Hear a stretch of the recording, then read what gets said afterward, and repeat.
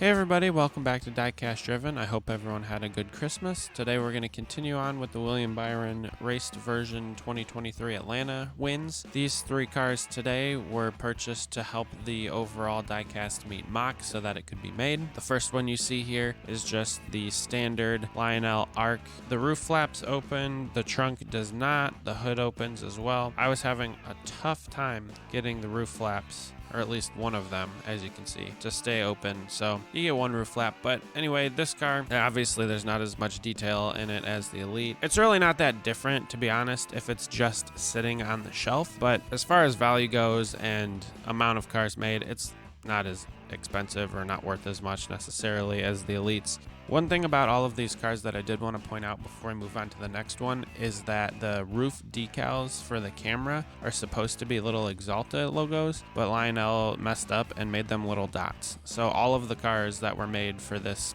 diecast have dots instead of Axalta logos, which is pretty unfortunate. Attention to detail, I know. Come on, get it. And as for the second car, we'll take a look at the liquid color Elite. As you can see, the dropout color was black on this one, and it's very hard to tell the difference between the normal black of the standard car and this dropout black. I don't know why they chose that as the color. I think typically Lionel does the hood, whatever the hood color is. This car must have been painted black, and then all the rest of the colors were a decal. That would be my guess. But it's kind of disappointing because all of the cars in today's video pretty much look the same unless you look really closely at how the black shines in the light a little bit. As you can see, I had a problem with these roof flaps as well, but it is what it is. This car was an Elite and it's pretty much the same. There's really not a whole lot to say about it. And finally, moving on to the last car, we have the color chrome Elite version of the Atlanta win. Of course, it's pretty much the exact same as the other ones, with the exception of the black being